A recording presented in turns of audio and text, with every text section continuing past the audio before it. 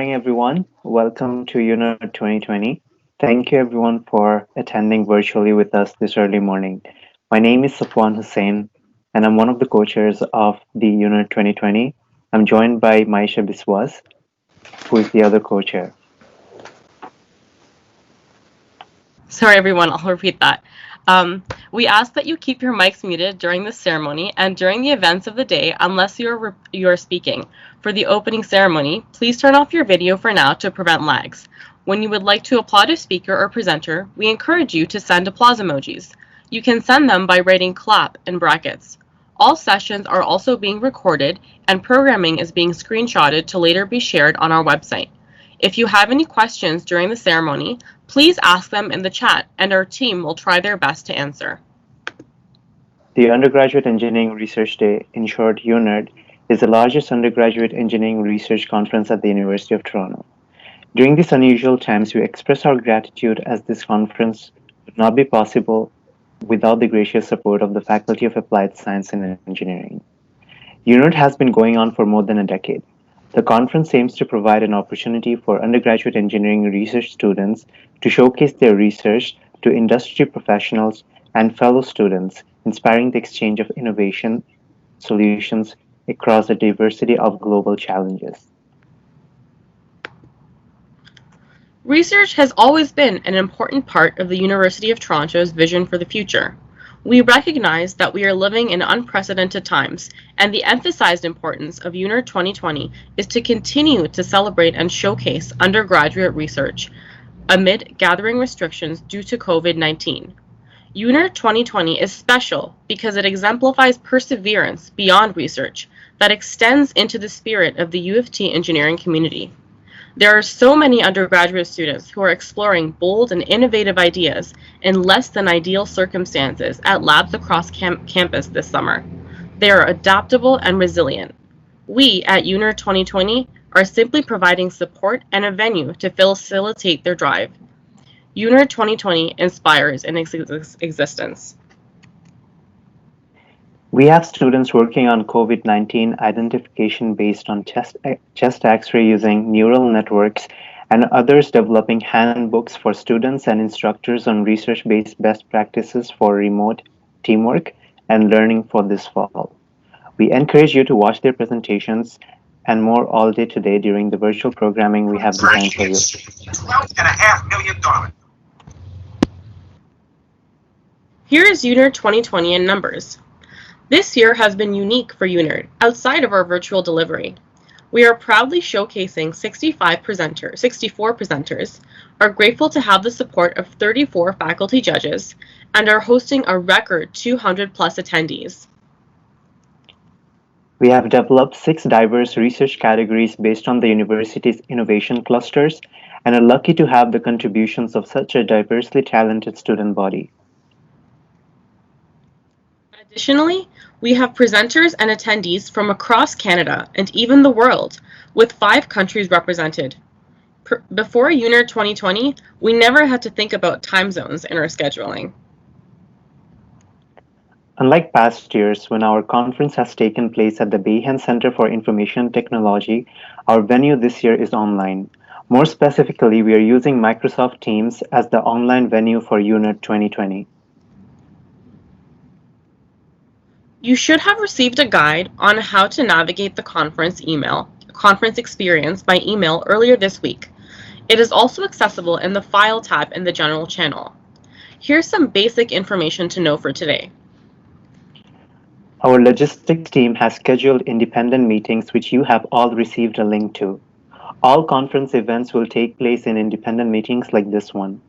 The schedule with links to the meetings is also posted in the General channel. It has also been shared with you in the PDF guide, in the abstract booklet, and directly in an email sent previously.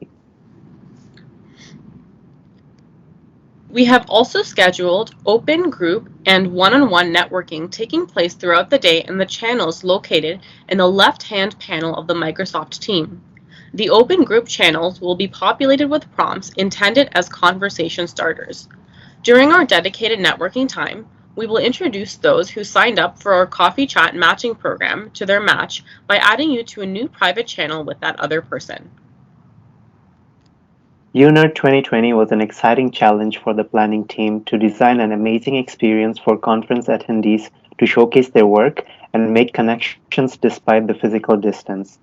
After the opening ceremonies, our first round of 4 parallel podium presentations will begin. We will be hosting 4 simultaneous sessions with different presentations that you all have access to.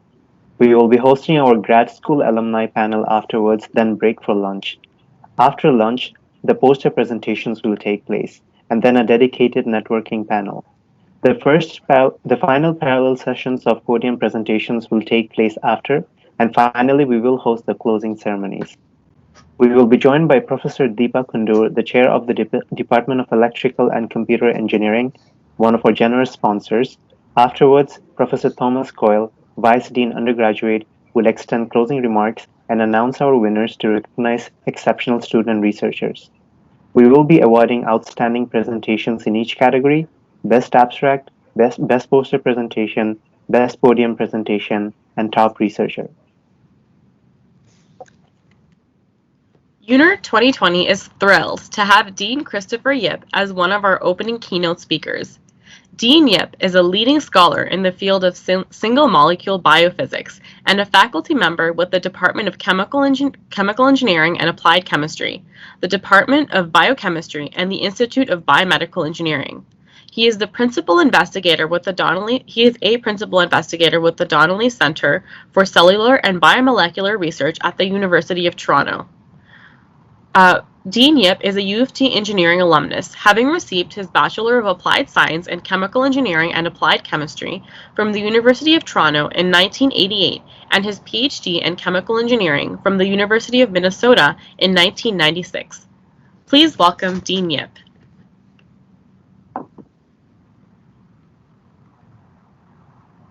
Mute myself.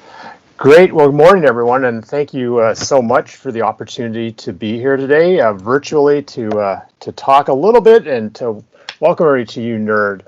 I've been an active judge and participant in UNERD over the past 10 years of activity, and it's been always terrific to see what's been going on in the program itself. So I had a couple of slides I'd like to kind of throw up. So if you guys could give me control for a second, then I can do that. You should shoot. Are you able to share your screen, Professor Yip? I think that option is available. Vanished for a second. Hang on.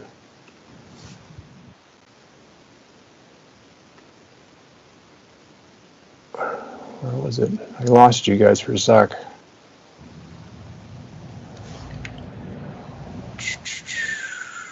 Shoot. Hang on. Perils of doing it this way. Nope. I had the request control for a second. Where'd it go?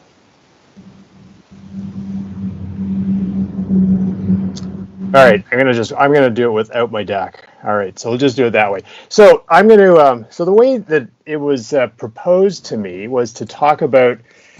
You guys gave me this really interesting challenge. You listed 5 different questions for me to ponder and consider, and they were really how am I going to encourage and support research programs for undergraduate students, the diversity of opportunity across the research sphere, the importance of undergraduate research for the profession broadly, what have I done in my career, and then a career in research versus a career in the work industry.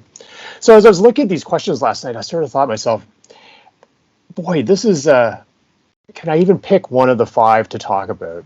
And I thought to myself, it'd be a lot easier if I actually just went through and say, let's just look at all 5 of these in kind of the broader context and sort of investigate what that looks like.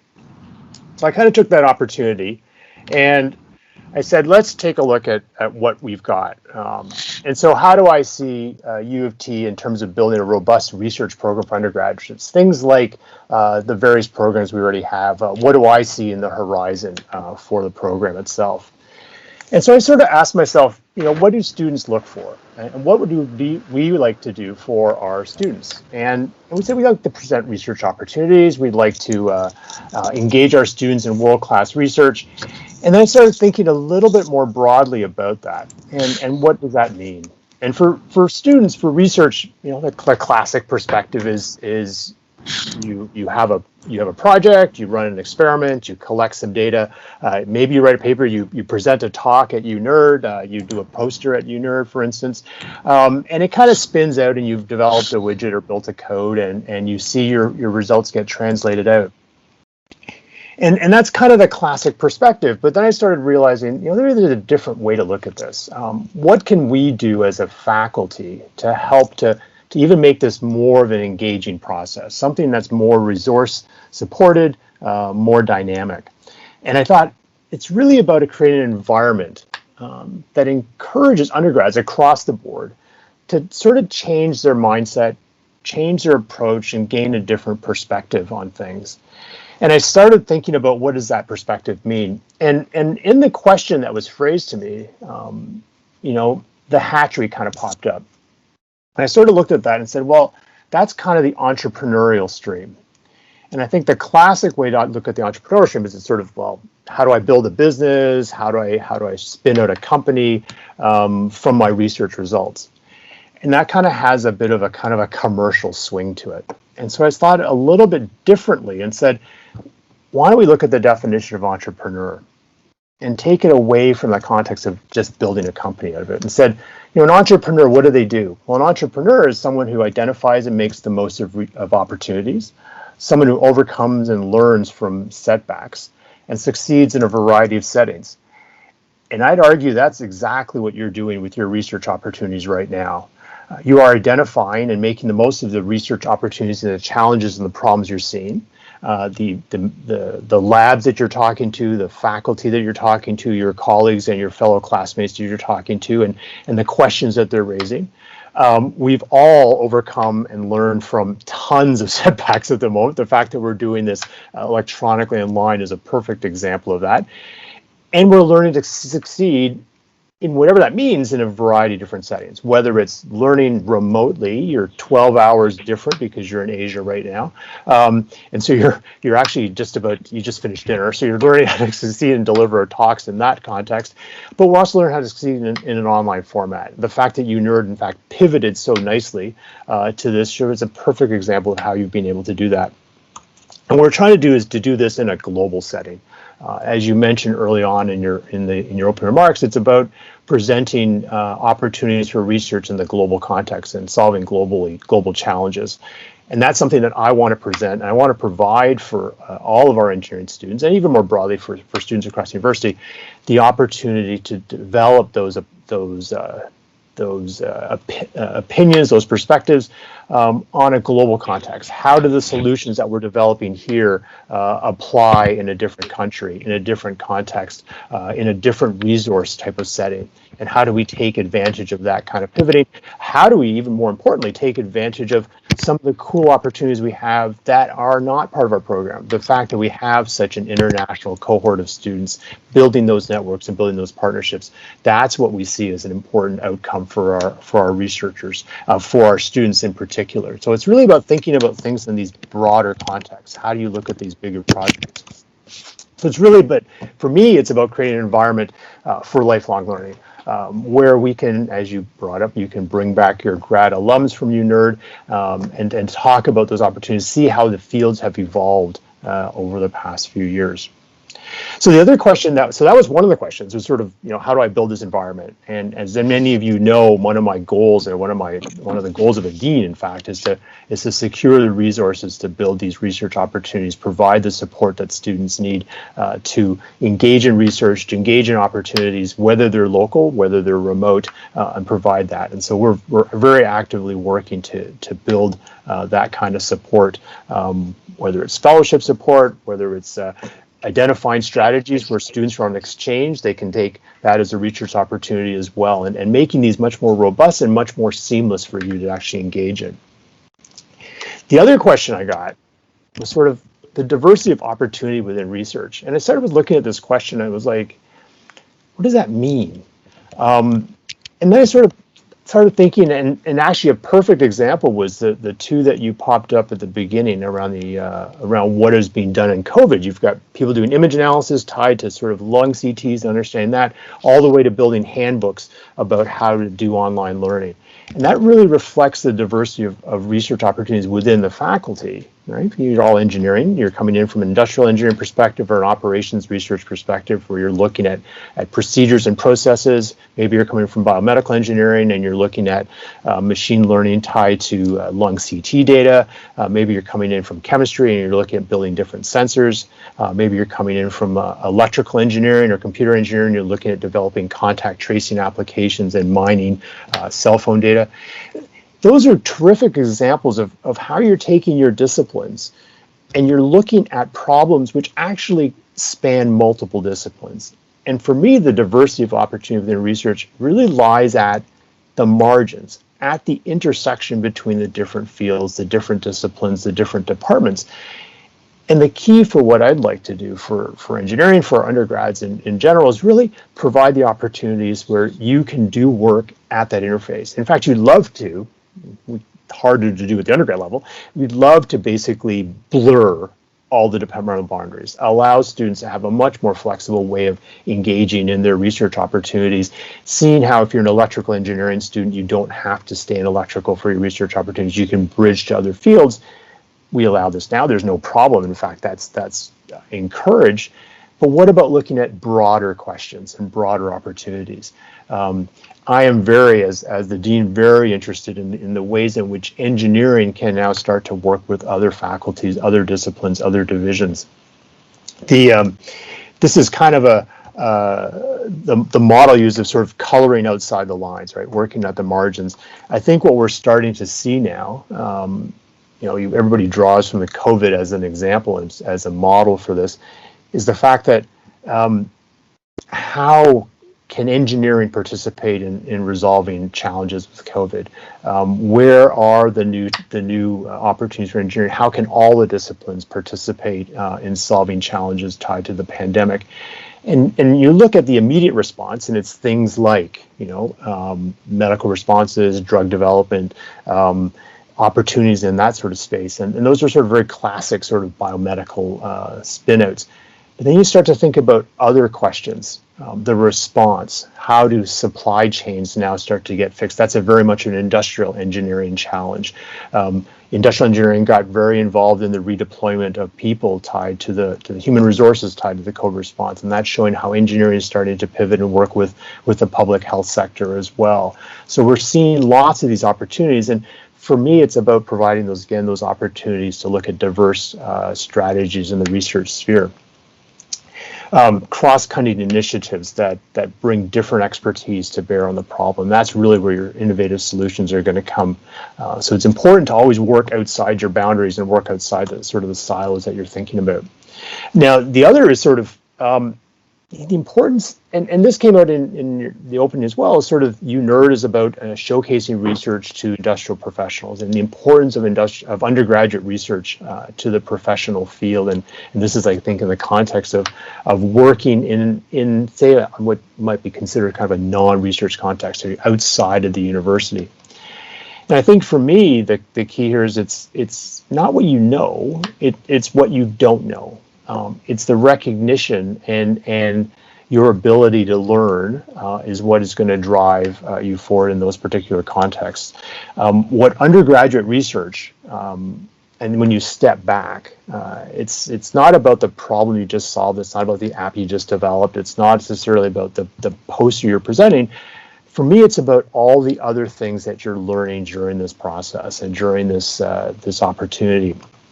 Spanned across, argue the 4 to 5 years that you're an undergrad. It's teaching you about how to work with ill-defined problems that are over or under constrained. If you allow me to draw in a little bit of calculus into the problem there, the challenges we're seeing again with the pandemic, right? If you think, well, it's a virus, we can get a vaccine and we're done, and then you realize there's actually so many ill-defined problems for which we don't have a solution. And the general public's expecting a very solid, here's the solution to the problem, and this is what will work, and not realizing that this problem is one which is so incredibly ill-defined with so many different constraints that every single solution is results in multiple perturbations down the road. We're seeing this now in our ability to spin up classes. We're seeing this in how the economy is trying to recover. We're seeing this in how different countries are trying to recover, and that nothing is ever really routine or straightforward. This is what research in an undergrad context sort of teaches you about the process, is that it's about learning what the questions are, learning different approaches, refining those approaches, tuning them, allowing for these perturbations to come in, and then readjusting and being able to pivot and being able to be agile in your particular responses to them. And that, I think, is where the excitement lies. It's not a problem set. It's not something that can be done in a couple hours or a couple of days. It's something that's always evolving and always changing. And that's what I think makes it super exciting. So the last question I got was sort of, not the second last question, it was sort of, my path. And as was introduced, I kind of had this quite non-linear path to where my current role is as dean. So I just a little bit of quick history, right? So it's easier with slides, but I did my undergrad in it sounds bad, back in '88, so a little bit ago. And at that point, there wasn't a UnERD. There were very rare summer research opportunities. And so, in fact, I never got a summer research opportunity on the campus. That just never happened. And in fact, my summer jobs were quite diverse. My first summer job was actually working for the Canadian Coast Guard in first year. And it was an interesting experience. It was one where you learn a lot about teamwork. You learn a lot about being able to be agile and responsive and being able to deal with all sorts of perturbations to a system at all sorts of different hours of the day, responding to different situations, being able to prioritize. So there, again, that's talking about sort of the non direct implications of having a job. It's all the other things that you're starting to learn. After that, I ended up working for two research organizations, Imperial Oil in Sarnia, and then the Xerox Research Center in third year. So that was kind of the classic you went through. I didn't do PY. It wasn't an option really at that point, not as popular as it currently is. And then I didn't know what I was going to do. So I decided I would just go straight out into the work world, and ended up working for DuPont Research in Kingston for 3 years. And this is actually pivoting directly into the research realm, but in a very applied context. And in that context, I was building polymer materials and making new materials for automotive applications and flame retardant plastics and things like that. And then after doing that for a few years, I pivoted back into graduate work, going to the U.S. And I think what's intriguing is that at the time, my background, right? I had done a fourth-year thesis in materials. I had spent 3 years doing polymer materials work. I had a graduate supervisor who wanted to take me into their lab to focus on polymer materials. And I went in and I thought to myself, do I want to spend the next 5 years doing essentially what I just did for the last 3.5 years?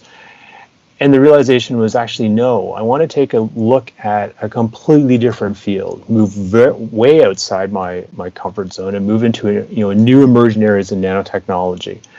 And so that became the path, and moved into the field of molecular self-assembly, taking a look at new nanostructured materials, new materials that could possibly be made into organic structures that could conduct electricity, which was extremely exciting at the time. This is very early on in the nanotech space. You're imaging single molecules, you're watching them do stuff. And then halfway through my PhD, I sort of, again, thought, this is kind of fun. But I have a more interesting question, and I wonder if I can use some of our engineering tools, which are being used for these electronic applications. Can I pivot them now into other areas? And then I pivoted into biology and into biophysics. And this was something which was not what my supervisor was focused on, but gave me the latitude and gave me the opportunity to explore. And that's really what led me down this path and back to the university, was this opportunity to kind of explore and move into different spaces. And that's what I think is kind of the key about research and opportunities is, in fact, and how it ties to your career path, in fact, is it's completely nonlinear. Not expect to pass, and to take advantage of opportunities as they appear along the route. So quite a diverse background, quite a diverse strategy. Actually, I could argue a lack of strategy on my career trajectory. One of the things I think that I'm going to wrap up here. One of the things that really for me became kind of important and points for me to ponder was, again, I never really had undergraduate research experiences in a lab. I never had any international experience during my undergraduate or even during my graduate work, to be fair. I never did biology. This was something we never did in undergrad either. And I never took physics, no real physics in university. And yet here I am doing research in the biophysics space, having held a role at the university as the Associate Vice President for international partnerships, opportunities that appeared, having been the former Director of Biomedical Engineering and now the Dean of Engineering. Not trajectories and not paths that I'd ever laid out in any way, shape, or form. They were all opportunities that presented themselves, and I saw as a challenge, as an opportunity to try something different, as an opportunity to learn. And I think that's the key here. Is it's always about learning as you're going through. This idea that of lifelong learning. What were the aha moments during your one's career, as it were? I mentioned a few of them early on during fourth year chem-eng plant design. For the chem-enges that are listening in, fourth year plant design is an awesome experience in retrospect. It's maybe less so when you're first doing it, but at that point, that was the aha moment for me to realize, I want to pivot out into industry. I want to see how the plant designs that we were learning about, how are these implemented in the real world? Let's take a look at operations on a real industrial scale, and that's why I went into DuPont. But again, the pivot at the DuPont point was sort of, I've learned enough here around materials. Let's try to go back and do some more basic understanding of what's going on in the materials space, and that took me back to grad school, and then. In grad school, the pivot was sort of, I've done this polymer thing in industry. I've done the polymer thing in undergrad. Let's take a look and let's push it a little bit, and let's move into this new space, working with a brand new faculty member in this area of organic conductors. And again, a bit of a shout out to chem-eng. Yes, I loved organic chemistry. Yes, I loved inorganic chemistry. I loved the chemistry labs that we did in undergrad. They did not prepare me at all for what I had to do in grad school. And there was a case of learning completely new different techniques, new analytical strategies, which were just fascinating. And to me was really just inspiring. It's like, wow, you're asking me to completely invent a new molecule, prove that it works, and learning techniques I had never seen before in undergrad. And that, again, a terrific opportunity. And so every year now that I'm at U of T, I ask myself these questions of, I wonder what can we do? Can we try this? My lab group sees me doing this. I get inspired when I come to events like UnERD to see the challenges and see the questions that you're asking. And I ask myself that exact same question. How can I help pivot and grow this program? There's a terrific opportunity that someone raised. How can I grow this into a larger opportunity? Some of the first year students who I talked to at the plenary last year would have heard, and maybe many of you have also heard, that one of my goals as dean is that I want to give all of you an international experience before you graduate, whether that's a research experience, whether it's a PY experience, whether that's a course exchange experience. So my goal, my research goal, as it were, is how do I do that? How do I find those resources to do that? How do I create those partnerships that are going to allow us to drive that forward?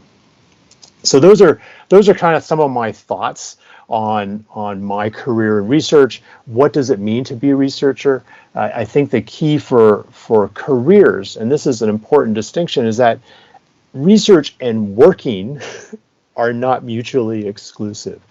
You are always learning. We are training you we're giving you the foundational knowledge to ask questions and to come up with provocative answers, innovative solutions to super challenging questions going forward. So I congratulate you all on your resilience, your ability to pivot well, working on your projects. I'm looking forward to hearing presentations in the bioengineering section. So for those who are doing that, I am one of the judges, so be prepared for quite bizarre questions from me. But congratulations, enjoy the day. Happy to answer questions or just pivot, whatever works well for you guys.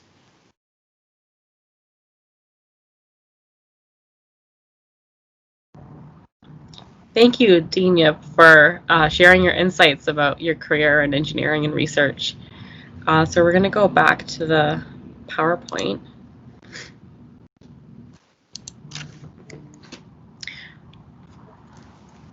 A major change in summer research that has affected UnERD 2020 is the creation of the Undergraduate Summer Research Program, or USERP for short, led by Professor Dawn Kilkenny. This summer, we have worked closely with Professor Kilkenny to help deliver new programming through USERP. We're honored to invite her to speak today with us. Professor Kilkenny's current research interest is in intracellular signaling and cellular interaction with the extracellular environment. Her specific interests relate to fibroblast growth factors, or FGFs, and signaling through FGF receptors. She has appointments in the Institute of Biomedical Engineering and the Institute of Studies in Transdisciplinary Engineering Education and Practice, or ISTEP. She has been awarded the Early Career Teaching Award from U of T and a Whiten Fellowship. Please welcome Professor Kilkenny. Yeah, good morning, everyone. Let's see. Oops. If I have more luck than Dean Yip in sharing my screen. So could someone just verbally let me know that you can see my slides? Yeah. Great. Okay. So good morning, everyone. Many thanks to the UnERD committee for inviting me to participate today. I congratulate the committee on creating what appears to be a very exciting day of network that is going to showcase the diversity of research across the faculty. And you know, it's always a challenge to follow a discussion that's led by Dean Yip. So I hope that in the next 13 to 15 minutes, when I share insights as to my own undergrad experience and research and sort of how it's led me to where I am today, I hope that I can support that enthusiasm and resilience that all of you have brought to your summer experience. So, as Dean Yip said, this is an unprecedented time for research. And as director of the inaugural Faculty of Applied Science and Engineering Undergraduate Summer Research Program, I've interacted with many of you. And I also want to congratulate you for persisting in this unique environment of remote research. We watch the news and we observe the variation in global perspective on COVID, and it has, I think, never been more important to engage in research and demonstrate the importance of robust design, methodologies, and outcomes. And, U of T and in particular our faculty have been at the forefront in sustaining undergrad research opportunities this summer, and this is in particular with the support of Dean Yip and his office. And we've created the USERP program, which many of you have participated in, to support both your remote experience and also to create a unique community of students. And I hope that this experience has allowed you to further develop your critical thinking skills, your problem solving, but also expand your scientific network and your insights into your future careers. And by disseminating your research today, here we're all excited to be part of UnERD, but you are demonstrating your research success this summer, and I hope that when you reflect, you have met the goals that you set out for yourself at the onset of the summer. So again, I remember being in your shoes, an undergrad summer research assistant, and you know, although I'm not quite as old as Dean Yap, I concur that the opportunities as an undergrad were extremely limited, and there was no such thing as international experience, and you were lucky to be a student that got an undergrad position. So for those of you who are familiar with me, you know, I'm not actually an engineer, and I'm not an alumni of U of T. I did an undergraduate degree in physiology at Western University, and you know, when I got to my fourth year, I was very confident that I was going to become a high school STEM teacher. That was what I wanted to do. But unfortunately, I was not accepted into Teachers College, and with that, my vision of being a teacher, you know, vanished. And I had to quickly discern an alternate path for myself. And based on my undergrad thesis, which was in the field of endocrinology, I decided that I would try a summer position at the end of fourth year. And again, I did that in my thesis lab at Western. And, you know, two great things came out of that experience for me. The first was that I was actually able to participate in an ongoing research study. I got a good introduction to the field of cellular endocrinology, cellular signaling, and as introduced in the introduction, my love for the field of fibroblast growth factors, these are biomarkers, signaling systems began. And these first studies involved identifying this biomarker in the maternal blood and cord serum of pregnant women, and interestingly, we saw that this elevated in diabetic pregnancies. And, you know, this is, as an undergrad, you do take advantage of every opportunity that comes to you. And I remember getting the page at, you know, 2 a.m. in the morning that a patient had gone into labor at the hospital, and we were called in to go to the delivery room and wait until we could get our hands on the placenta and start preparing the sample. So it's quite an interesting experience that I'm actually kind of glad I'm not on that schedule anymore. But secondly, the other thing that came out of this experience was I discovered that I really love the challenges that came with the rapid environment of a research laboratory. And, you know, even though I had missed the deadline to apply to graduate school, I had a supervisor that was pretty enthusiastic about my contributions to his program. And he actually went to bat for me, and he convinced the Department of Physiology to admit me as a master's student. And as it turned out, you know, I was his first grad student, so that comes with its own challenges. But I was now set on my path from undergrad to become, you know, a research trainee. Now, I started as a master's student, and I did bypass to the doctoral program. But I continued to study that same signaling protein. I was so intrigued by the unknown and that I couldn't see. And so I think that's why cellular physiology has always been so interesting to me. It's like a game, it's a challenge, it's problem solving. Pardon me. And instead of doing pregnant women, I now switched to fetal growth and development. I switched the platform in which I was looking, and I was in a laboratory that was very endocrinology focused, and you know, the different people in the lab focused on different growth factors. So, you know, I was the one that really focused on FGFs. And it was during this time that I think I really truly learned about persistence and how to not give up when things did not work right. Okay, and I don't think I would have, you know, engaged as deeply as I did in my graduate work if it had not been for that foundation that I garnered as an undergrad summer research student. Now, you know, the environment's a little different for you guys. A lot of you, after first year, are already immersing in research, and I applaud that you take advantage of these opportunities. And I applaud those of you that also determine that it's a good fit for you to go to an international laboratory or a different laboratory, because you garner such strong skills by seeing the different ways that people engage in the same type of research.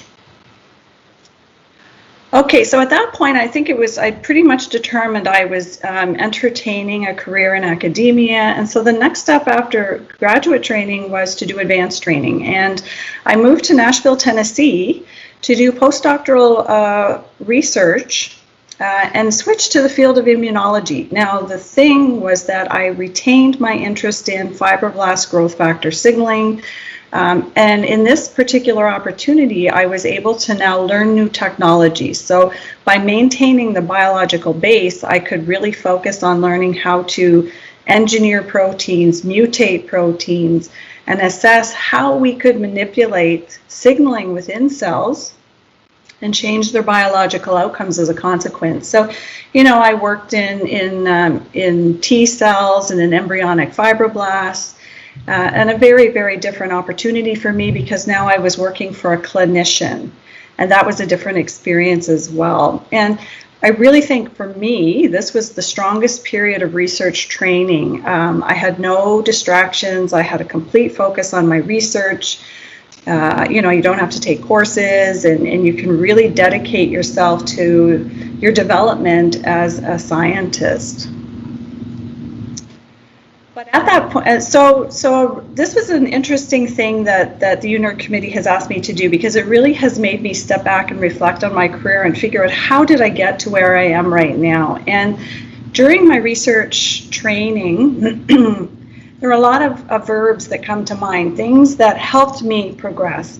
Pardon me. And one of them was to be on top of my field of study, to be well-read, to listen to others, and that meant beyond my supervisor and outside of my lab, to not be afraid to explore things, even things that seemed out of the box, to be proactive, recognize that nobody was going to do things for me, I needed to do them for myself, and to take advantage of my network. And COVID has created a remote situation where I think each of you has been forced to do a lot of this. You've had to become probably more independent than you would have if you were immersed in your lab group on campus. And but either way, I really believe that getting this experience as an undergrad student is fundamental to learning who you are and how you want to get to your future career, whether that be in the context of research or not. And the one big piece of advice I would suggest to you is don't just accept a position because you have no other choice. Like a good pair of shoes, you have to make sure that a research position is a good fit, whether it be for 4 months of a summer or whether it be for 4 or 5 years of a doctoral training. Okay, so after my postdoctoral fellowship, I decided, I think I'd like to have a job. I was tired of, I was just exhausted from the routine. And I became a senior research specialist at Vanderbilt University. And this meant I moved into a facility where we trained people how to use advanced instrumentation. But I actually had an ultimate goal, as this was another way for me to develop some new skill sets. Now, this isn't exactly industry per se as, what a lot of you consider for your future career or what maybe Dean Yip referred to. But I think the things that are different is that in a career or in a job, you have set timelines, set hours. As a research trainee, you're thinking about your work all the time. And I didn't take my work home with me as much when I was in this position. I had a great salary, much, much better than probably as a trainee in academia. The facility had great resources available. The caveat was probably that I was no longer making the decisions and I didn't have the independence that I had when I was overseeing my own research project. I was given at the onset probably, I was given 6 months, but it took me about 3 months to learn the technologies. This was all brand new to me. And in my time there, it's estimated I trained over 500 people to use these instruments independently. What was really great for me, though, is I recognized I missed the research. And I was able to negotiate with my directors, that 20% of my time I could retain as a research individual. And I was able to developed multiple collaborations, and I was able to continue working in the area of my interest of growth factor receptor signaling, but now it really took a strong imaging focus based on the new skills that I was delivering. Okay, now in 2008, I joined the U of T Faculty of Biomedical Engineering. I was a spousal hire. This was not something that was self-driven. This was something where my spouse was recruited to U of T, and I was fortunate to join the faculty. But I think what you can see is that in this time, I've kind of gone from that traditional tenure stream assistant professor to now then a lecturer focused on teaching, to then switching back to the continuing status of the teaching stream. But what's been really exciting is that I've been able to retain a research focus. It has evolved somewhat. But as a teaching stream, I just don't work in a dedicated laboratory. And my current research activities kind of fold into two categories. I still focus on the basic science of cellular signaling and mechanisms, but I have also expanded my horizons by, examining laboratory learning, immersive experiences. So I'll just briefly kind of give you an overview of what that means. On the signaling research side, we've taken advantage of still investigating the family of proteins that I've always had an interest in, but we now do protein engineering. We incorporate fluorescence tags so that we can visualize their expression. We can manipulate the environments. We can use classic biochemistry to look at changes in signaling, and we can use quantitative microscopy to also assess changes in expression and activity, and we can manipulate the biological response as a consequence. On the education-based research side, I've had a couple of initiatives that I wanted to highlight today. One is that I've been really fortunate to engage with the Discovery Educational Program. This is a STEM-focused program that was created by graduate students in biomedical engineering, and it's exclusively run by those students. And we actually partner with senior secondary students. They come on campus, obviously not right now, but they immerse in our teaching facilities and they work sort of in a capstone style project. And like you presenting today, they actually disseminate their project outcomes in a symposium. And I have been able to work with these graduate students not only to help them improve their teaching skills, but to also have them examine research with a different lens. And we examine the impact on high school student learning and perception of STEM, and it helps their transition into the post-secondary environment. The other thing that's actually been kind of fun, I don't really view it so much as research, but I've always been interested in virtual laboratory simulations. And you can see here's a screenshot of a smooth muscle simulation from a company called Labster. And a few years ago, I was able to collaborate with people, faculty members in arts and science, and we examined immersion of these simulations within our curriculum. And we were testing to determine whether these were good resources or not for our students.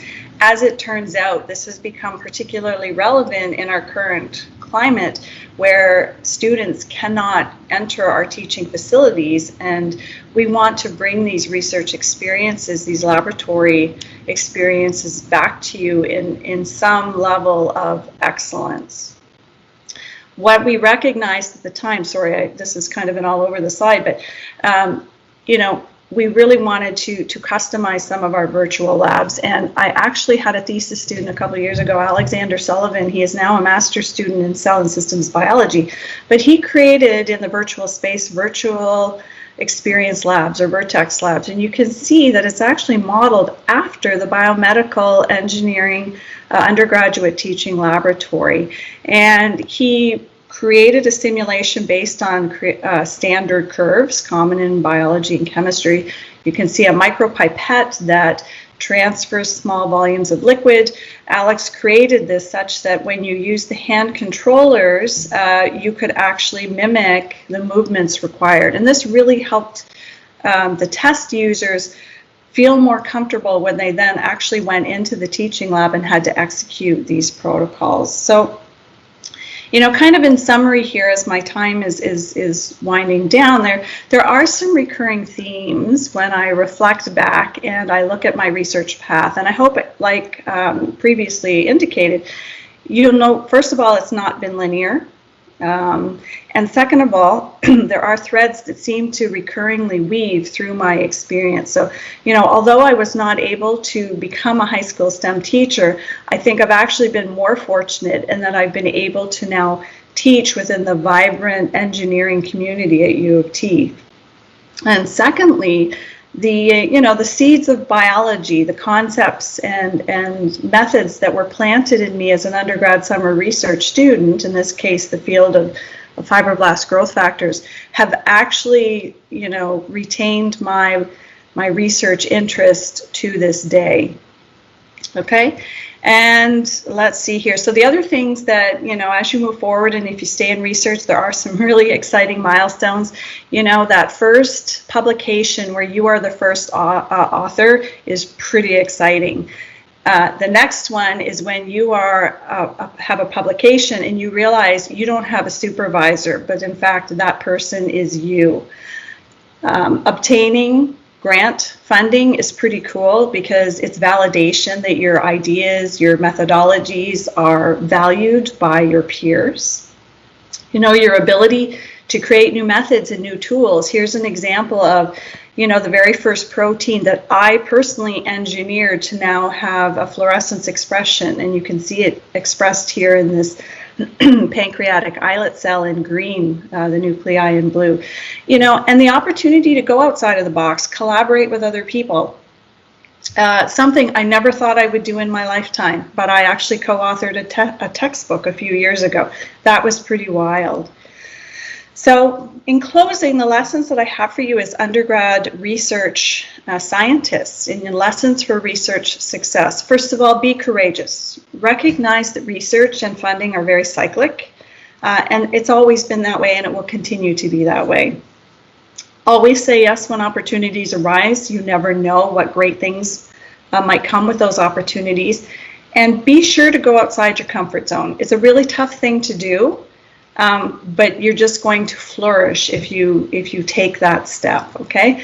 Cross boundaries and collaborate. There's some really cool people beyond the walls of your lab and beyond the walls of our institution. Be creative and passionate. And last but not least, make sure you have fun along the way.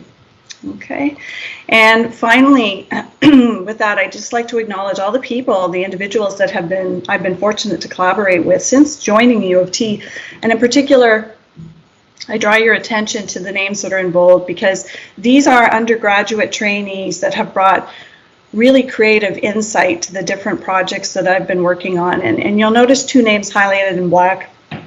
Pardon me, Angelina and Sukmani, and these were the summer students that agreed to participate this summer in the remote learning environment and have done fabulous things with our Discovery Educational Program, and they will be presenting later today. So with that, thanks so much for your time this morning. Best of luck to everyone with your presentations today, and again, congratulations on a fabulous UnERD.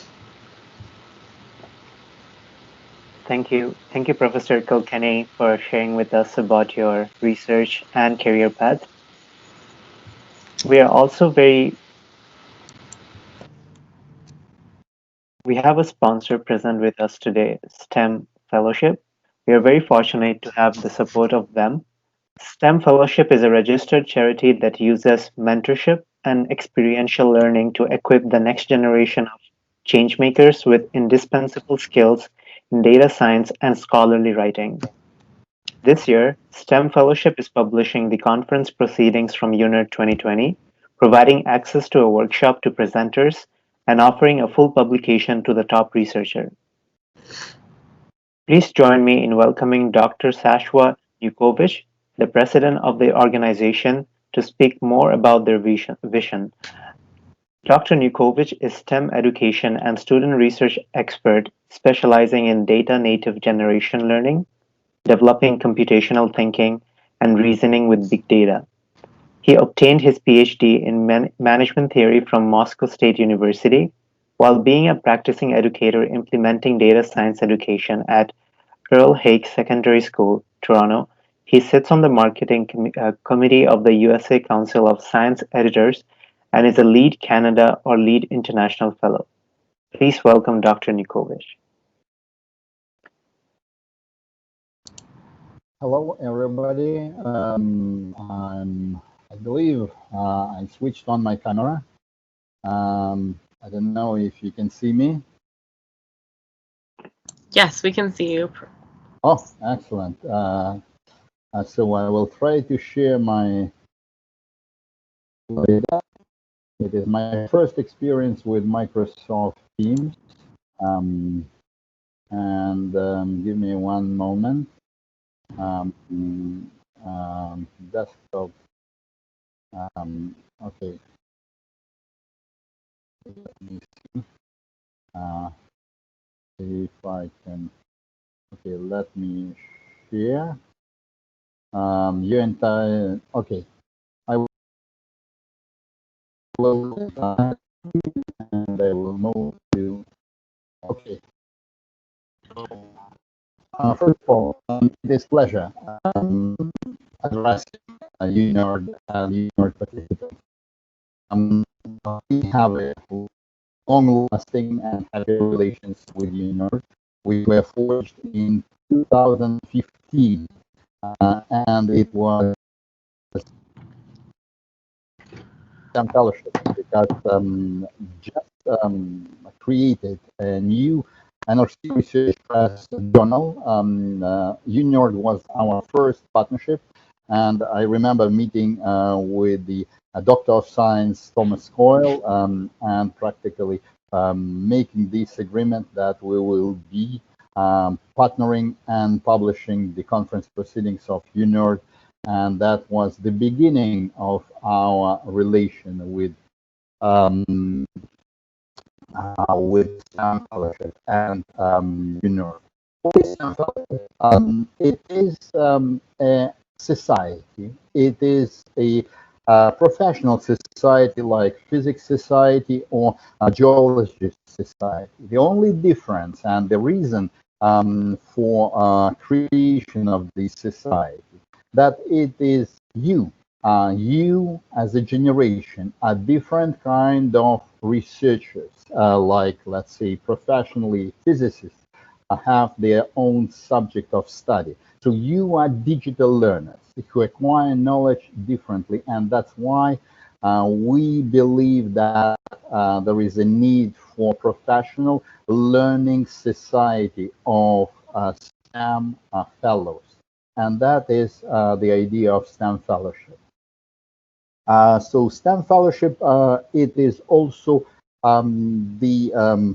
I personally believe it is also the future of the digital economy. You are the future digital economy professional. So that is the concept of behind the creation and driving force which unites fellows across the country. What we do, we deliver experiential learning programs which empower what is natural abilities of students. So that's why you will see that we are strongly focused on two elements, on empowering critical thinking and reasoning with big data. And we also focus on science communication or ability presenting and getting noticed in sense of your ideas, in sense of your thoughts by professional community. We have currently 20 university branches, and there is a little overlap when you move from Google Docs and all these platforms. And that is something we are very much interested. I personally very interested in engineering education presentations because I think this focus of study is quite relevant beyond specific engineering, and the fact that you are looking at engineering education, it is relevant practically to all position of engineering. So we have 20 university branches, over 8,000 participants in various programs, 300 they call volunteers. Actually, it is 300 program directors who has their own networks. And as you see, we have quite an interesting connections, which are not present here all on this slide, but I will try to address it further when I will go to the next slide, and I will speak more about what you as UnERD how you as UnERD can benefit from our collaboration. So scholarly publication, first of all, as it was already mentioned, we are publishing your conference proceeding, but it is more than publication of conference proceeding. STEM Fellowship Journal, it is NRC Research Press open access journal, and it is peer reviewed. And what is remarkable, there was one logo on the previous slide, which